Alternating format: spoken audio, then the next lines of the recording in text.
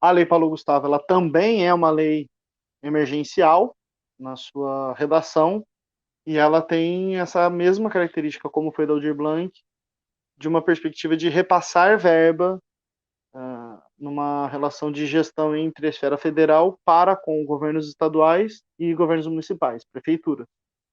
A gente tem algumas modalidades que a lei vai tratar. Primeira questão, dois artigos específicos da lei. Um artigo vai tratar dos recursos que vêm do Fundo Setorial do Audiovisual e a outra vai tratar da fonte do Fundo Nacional de Cultura. Então, num artigo que vai tratar do Fundo Setorial do Audiovisual, é o montante maior e ele vai ter quatro modalidades, sendo a quarta modalidade que é específica para os estados e não para os municípios.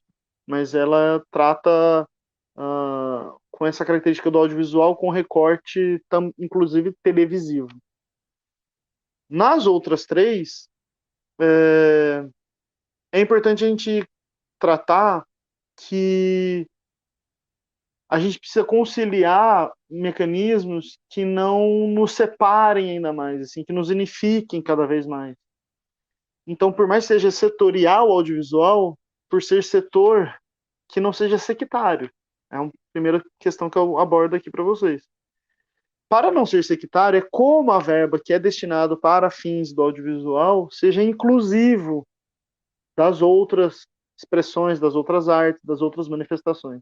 As três que vão tratar os municípios, principalmente, né? Mas não exclusivo, o Estado também vai tratar. Tem uma modalidade que é produzir vídeos, fazer filme, então é a parte da produção. E nesse fazer vídeo, né, filme, cinema,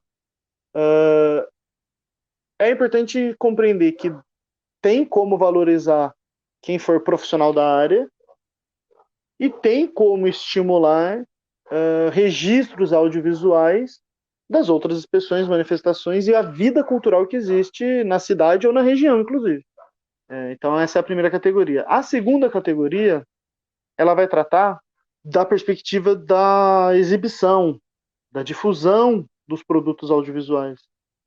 E principalmente entendendo adequação ou adaptação de salas de cinema, sejam salas, portanto, de passar filmes, vídeos, sejam essas salas comerciais ou privadas mais independentes, ou também públicas.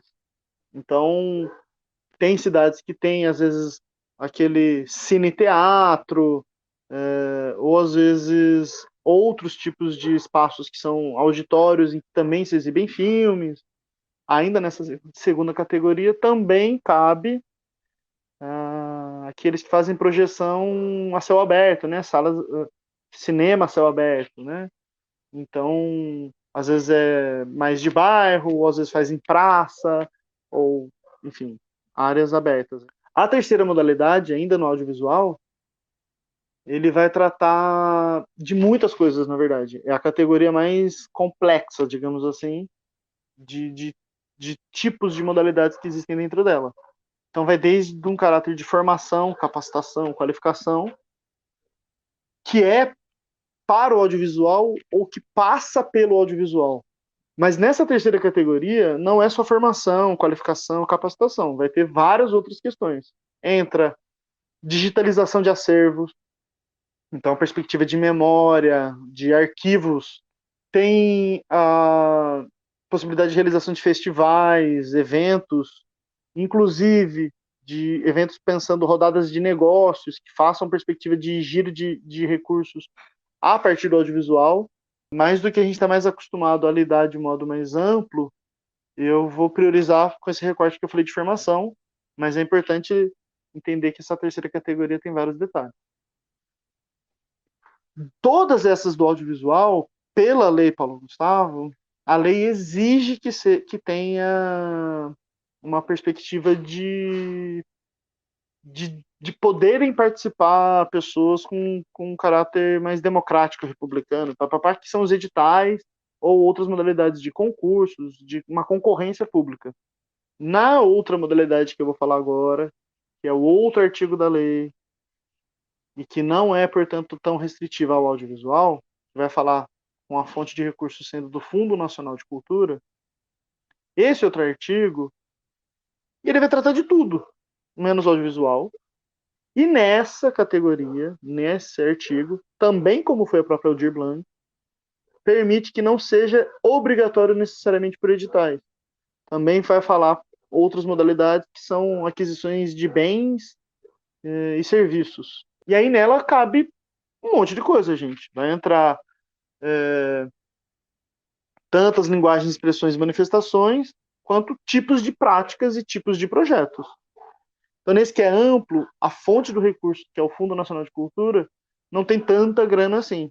Então, é uma grana menor. Por isso, inclusive, que eu falei que a gente tem que estar atento de não ser sectário com a verba que vem para o setor do audiovisual. Porque todas as outras categorias, o montante é menor na verba. Na lei Paulo Gustavo vai falar que uma atenção para a questão de gênero, de raça, da questão de sexualidade,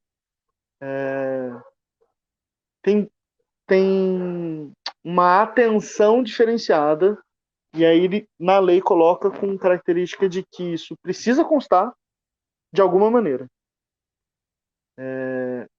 E isso pode constar por editais próprios, isso pode constar por pontuação de diferenciação, e aí isso é muito amplo, porque você pode colocar por integrantes ou pela pessoa que está à frente como proponente, enfim, tem várias possibilidades e experiências aí Brasil afora do que isso quer dizer.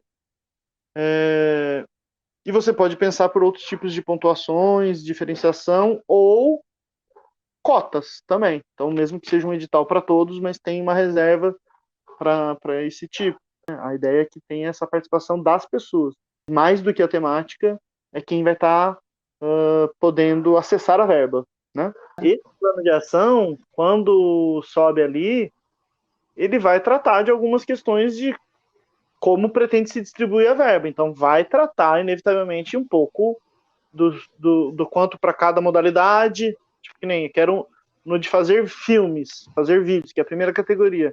Eu quero muita gente recebendo pouca verba para fazer vídeos curtos, e no mesma modalidade vai ter um outro que vai ser poucos projetos, mas recebendo uma boa grana para entregar outros tipos de produto.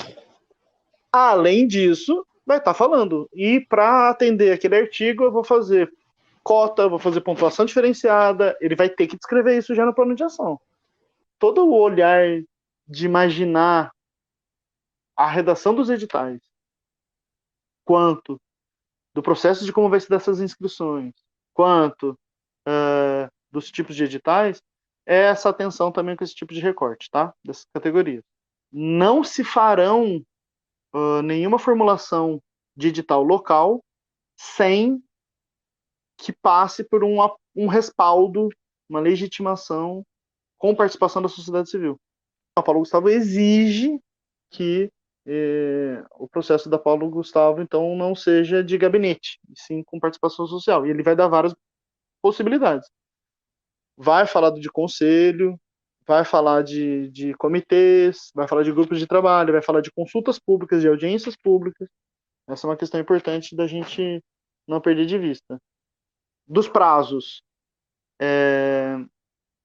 a lei ela ainda precisa passar por um processo de regulamentação. Ela tem a lei criada, mas ela não tem o decreto que a regulamente. Depois que tiver o decreto publicado, aí vai ter a relação com os estados e municípios, porque daí é que vai abrir a plataforma Mais Brasil, aí que os estados e municípios vão ter 60 dias para subir planos de ação na plataforma Mais Brasil, depois vai ter um tempo de análise, de aprovação, depois vai ter o tempo do repassar a verba.